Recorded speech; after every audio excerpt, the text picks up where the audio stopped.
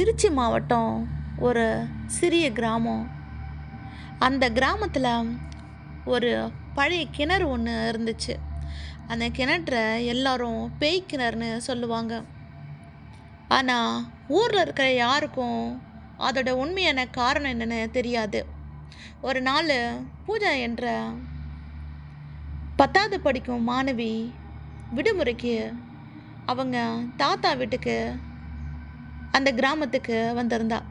அவளுக்கு விடுமுறை காரணமாக வந்திருந்தாலும் ஊரில் திருவிழா நடக்கிறதுனால உறவினர்கள் அனைவரும் வந்திருந்தாங்க.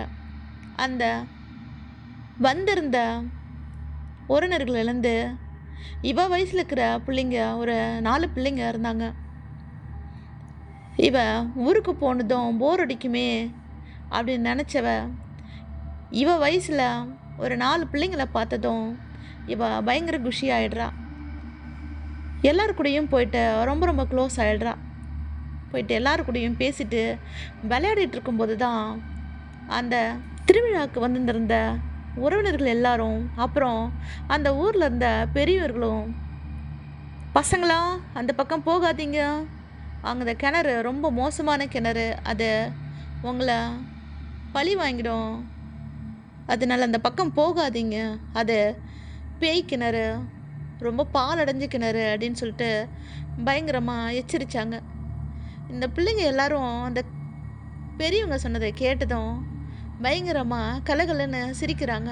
போங்கடி போங்க, இப்படி தான் சிரிப்பீங்க, பின்னாடி தான் அனுபவிப்பீங்க அப்படின்னு சொல்லிட்டு பெரியவங்களாம் பேசிகிட்டு இருந்தாங்க.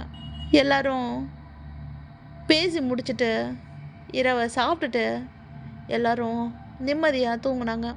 அப்போது பூஜாவுக்கு மட்டும் தூக்கமே வரல. ஏன்னா புது இடன்றனால அவளுக்கு என்னவோ தூக்கமே வராமல் பிறண்டு படுத்துருந்தா.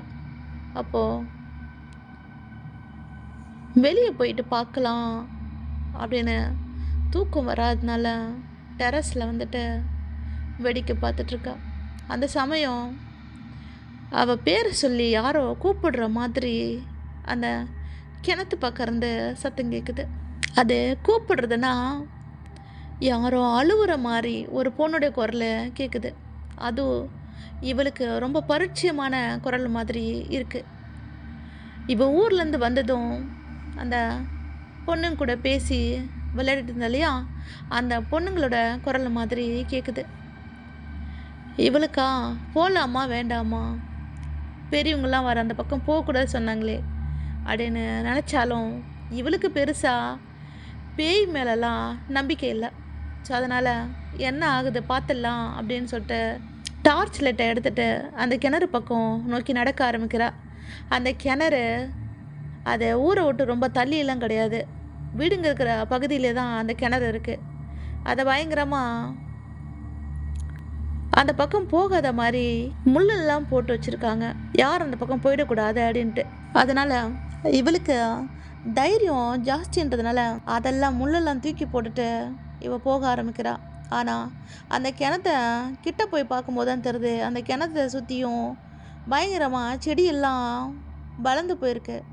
அந்த கிணறுக்குள்ளே பெரிய பெரிய மரம்லாம் வளர்ந்து வெளியே வந்துருந்துச்சு. பார்க்குறதுக்கு அது ஒரு காடு மாதிரி இருந்துச்சு. பெரியவங்க சும்மாவா சொன்னாங்க, அந்த இடம் பயங்கர மோசமாக இருந்துச்சு. கண்டிப்பாக என்னதான் தைரியசாலி இருந்தாலும் அந்த இடத்த பார்த்தா கண்டிப்பாக பயம் வரும், அவ்வளோ ஒரு கொடூரமாக இருந்துச்சு அது. சரி, இவ்வளோ விவரிச்சது போதும், நான் அந்த பொண்ணை பற்றி சொல்கிறேன். அந்த பொண்ணு டார்ச் லைட் எடுத்துன்னு போயிட்டு யாரும் நம்மளை கூப்பிட்டாங்களேன்னு சொல்லிட்டு அந்த பொண்ணுங்க பேரை சொல்லி எல்லாரையும் யாராக இருக்கும்னு சொல்லிட்டு தேட ஆரம்பிக்கிறா. பேரை சொல்லி கூப்பிட்டு தேடவும் அங்கேருந்து ஒரு ரிப்ளையும் வரல. அதுக்கப்புறம் டார்ச் லைட்டை அடித்து கிணத்தை சுற்றி பார்த்துட்டு இருந்தவ, சரி கிணத்தை சுற்றி பார்த்தது போதும், இங்கே எதுவும் இல்லை, ஒருவேளை அந்த கிணத்துக்குள்ளே போய் தவறி விழுந்திருந்தா என்ன பண்ணுறது அப்படின்ட்டு அந்த கிணத்துக்குள்ளே டார்ச் லைட்டை வச்சு அடிக்கிறா. அவள் என்னதான் சுற்றி வந்து அடித்தாலும் அந்த பக்கம் அவளுக்கு ஒன்றும் தெரியல. ஆனால் அங்கே ஒரு உருவம் நகர்ந்து போயிட்டு ஒளிஞ்சு செடிக்குள்ளே மறைஞ்சு உட்கார மாதிரி ஃபீல் ஆகுது. ஆனால் இதை அவள் சரியாக கவனிக்கல. இருட்டில் என்னதான் டார்ச் லைட் அடித்து பார்த்தாலும் இவளுக்கு பெருசாக தெரில. ஆனால் ஏதோ நகரம் மாதிரி இருக்குது. சரி, யாரும் இல்லை போல், இவ்வளோ நேரம் நம்ம பேர் சொல்லி கூப்பிடுறோம், யாருமே நமக்கு ரெஸ்பான்ஸ் பண்ணலன்னுட்டு நமக்கு தான் இமேஜினேஷன் போல் நமக்கு அவங்க கூப்பிட்ட மாதிரி கேட்டிருக்கு. சரி, பெரியவங்களாம் எழுந்திரிச்சு வரதுக்குள்ள நம்ம இந்த இடத்த காலி பண்ணிடுவோம், நம்ம வீட்டில் போய் படுத்துடலாம் அப்படின்னு சொல்லிட்டு சரி வீட்டுக்கு போகலாம், எதுவாக இருந்தாலும் காலையில் பார்த்துக்கலான்னுட்டு இவ திரும்பும்போது தான் அந்த கிணத்த உள்ளே இவ டார்ச் லைட் அடித்தா இல்லையா, அந்த கிணத்துக்குள்ள ஏதோ 8 கால் பூச்சி ஓடுற மாதிரியும் அது செவத்துல அந்த கிணறு செவற்றுல அப்படி இங்கேயும் எங்கேயுமா ஒரு மாதிரி வவ்வால் தொங்குற மாதிரி தொங்கிட்டு ஓடிட்டுருக்கு. என்னவா இருக்கும்னு சொல்லிட்டு அவளுக்கு கொஞ்சம் லைட்டாக க்யூரியாசிட்டி அதிகமாகுது அது தெரிஞ்சுக்கிறதுக்கு. சரி, டார்ச் லைட் நல்லா வச்சு அடிக்கும்போது ஆனால் அப்போ ஒன்றுமே தெரில அவளுக்கு. வெளிச்சம் அந்த உருவத்துக்கு பிடிக்கிறது போல் டார்ச் லைட் அடிக்கும்போது ஒன்றுமே தெரிய மாட்டுது. டார்ச் லைட் திருப்பும்போது அது இங்கிக்கிட்டும் அங்கிட்டுமா ஸ்பைடர் மாதிரி ஓடிட்டுருக்கு. அதுக்கப்புறம் சரி நமக்கு ஒன்றுமே தெரில, இந்த இடத்த விட்டு கிளம்புறது தான் பெஸ்ட்டுன்னுட்டு அங்கே அந்த நகர ஆரம்பிக்கிறா. அப்போது சடன்னாக ஒரு உருவம் அப்படியே நொறுங்கி போன மாதிரி ஒரு மூஞ்சி, ரொம்ப காலமாக அழுகி போய் கடந்த மாதிரி அந்த மூஞ்சி அவகிட்ட வந்து ஒரு செகண்ட் நின்று அப்படியே கிராஸ் ஆகி போது பாரு. சடனாக எப்பா சொல்ல முடியாத அளவுக்கு அவளுக்கு பயம். இது வரைக்கும் தைரியமாக இருந்தவ அந்த உருவம் கிராஸ் பண்ணி போனதும் அவள் உயிரே போயிடும் போல் ஆயிடுச்சு.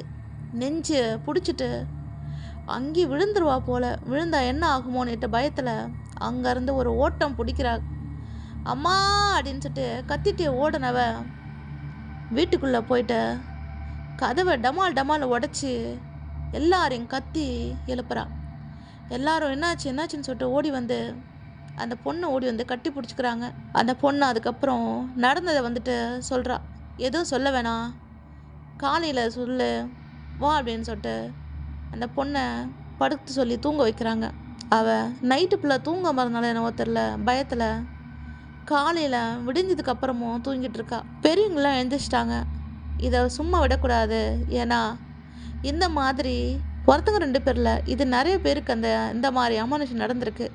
அதனால் இதுக்கு மேலேயும் சும்மா விடக்கூடாது, அந்த கிணறை இடிச்சே ஆகணுன்ட்டு பெரியவங்க எல்லாரும் கூடி அந்த ஊரில் உள்ள போலீஸ் ஸ்டேஷனுக்கு போயிட்டு கம்ப்ளைண்ட் தராங்க. அந்த கிணறு நீங்கள் இடித்து வாரியே ஆகணும், இல்லைன்னா அதில் மண்ணு கொட்டி ஆச்சும் ஏதாவது பண்ணுங்க, அந்த கிணறு இருக்கக்கூடாது, அந்த கிணத்துனால நிறைய பேர் வந்து உயிருக்கு ஆபத்தாகுது அப்படின்னு சொல்லிட்டு அவங்க கம்ப்ளைண்ட் கொடுக்க ஆரம்பிக்கிறாங்க. அதுக்கப்புறம் போலீஸ் அந்த கேஸை எடுத்துக்கிட்டு சரி அப்படி என்ன தான் இருக்குது வாங்க பார்த்துலாம் அப்படின்னு சொல்லிட்டு ஒரு குழு அமைச்சுக்கிட்டு அந்த கிணத்துக்கு வராங்க. வந்து ஆய்வு பண்ணும்போது தான் தெரியுது அங்கே ஒரு எலும்பு கூடு கிடைக்குது. அதுக்கப்புறம் அந்த எலும்பு கூட யாரோடதுன்னு சொல்லிட்டு கண்டுபிடிக்கிறதுக்கு அதை டெஸ்ட்டுக்கு அனுப்புகிறாங்க. அப்போ தான் அது அந்த ஊரில் ரொம்ப காலத்துக்கு முன்னாடி வேலை பார்த்த மாயாவோட டீச்சர் மாயாவோட எலும்பு கூடுன்னு கண்டுபிடிக்கிறாங்க. அந்த மாயாவை பற்றி விசாரிக்கும் போது ஊரில் இருக்கிற மக்கள் எல்லாம் சொல்கிறாங்க, அந்த டீச்சர் ரொம்ப ரொம்ப தங்கமானவங்க, யாரையும் அதட்டி பேச மாட்டாங்க, ரொம்ப நல்ல மனுஷி, பிள்ளைங்களுக்கும் சரி பெத்தவங்களுக்கும் சரி அவங்க அவ்வளோ அழகாக பேசுவாங்க, ரொம்ப நல்லவங்க அப்படின்னு சொல்கிறாங்க. எந்த பாவி இந்த வேலையை பண்ணது அப்படின்னு சொல்லிட்டு ஊருக்குள்ளே பல விதமாக பேசுகிறாங்க. யாரோ நகைக்காக தான் அந்த டீச்சரை கொலை பண்ணி போட்டிருக்கணும் அப்படின்னு சொல்லிட்டு பேச ஆரம்பிக்கிறாங்க. அப்போது அவங்க எப்போ செத்தாங்கன்னா பல வருஷத்துக்கு முன்னாடி செத்த மாதிரி அந்த எலும்பு கூட காமிக்குது. கைஸ், நீங்கள் இந்த கதையை பற்றி கண்டினியூ பண்ணணும், நெக்ஸ்ட் என்ன நடந்துச்சுன்னு சொல்லிட்டு நீங்கள் தெரிஞ்சுக்கணும்னு நினச்சிங்கன்னா கமெண்ட்ஸில் எஸ் சொல்லுங்கள். நான் போடுற ஒவ்வொரு வீடியோவும் உங்களுக்கு வந்து சேரணுன்னா என்னுடைய சேனலை சப்ஸ்கிரைப் பண்ணிவிட்டு எனக்கு உங்கள் ஊரில் இந்த மாதிரி ரியல் இன்சிடென்ட் நடந்திருந்தால் அதை எனக்கு இன்ஸ்டாவில் உள்ள நிழல் கதைகள் சேனல், யூடியூப்பில் என்ன நேம் இருக்கோ அதே நேமில் இன்ஸ்டாவிலையும் இருக்குது, அந்த சேனலை வந்து ஃபாலோ பண்ணிவிட்டு எனக்கு அங்கே, ஏன்னா இங்கே நீங்கள் வந்துட்டு யூடியூப்பில் வந்துட்டு கமெண்ட்ஸில் வந்துட்டு ஒரு ஃபுல் ஸ்டோரியை சொல்லணும்னா கண்டிப்பாக சொல்ல முடியாது. சில பேர் டைப் பண்ண தெரியும், சில பேருக்கு வந்துட்டு டைப் பண்ண தெரியாது. ஸோ அவங்க வந்துட்டு வாய்ஸ் மெசேஜ் போடணுன்னா எனக்கு இன்ஸ்டாவில் வந்துட்டு நிழல் கதைகள் சேனலை ஃபாலோ பண்ணிவிட்டு அங்கே வாய்ஸ் ரெக்கார்டை வந்து போடுங்க. உங்கள் ஊரில் நடந்த ரியல் இன்சிடெண்ட், உண்மை சம்பவம், அது பேயை பற்றி இருக்கலாம், இல்லைனா க்ரைமாக இருக்கலாம், இல்லை அன்சால்வ்டு கேஸாக இருக்கலாம், மிஸ்ட்ரீஸ் இருக்கலாம், எது வேணா இருக்கலாம். உங்களுக்கு தெரிஞ்சது உங்கள் ஊரில் உங்கள் பக்கத்து ஊரில் இந்த மாதிரி எதுவாக இருந்தாலும் எனக்கு வந்துட்டு தெரியப்படுத்துங்க. நீங்கள் சொல்கிற கதை ரொம்ப ரியலிட்டிக்காக ரொம்ப ஹாரராக ஃபீல் ஆச்சுன்னா அந்த கதையை நான் வீடியோவாக மேக் பண்ணி என்னோடய சேனலில் போடுவேன். வித் உங்கள் பர்மிஷனோட உங்கள் நேமோட. ரொம்ப நான் அறுக்க நினச்சிக்காதீங்க. நெக்ஸ்ட் பார்ட் சுட சுட ரெடி ஆகிட்டுருக்கு. வாங்க கதைக்குள்ளே போகலாம்.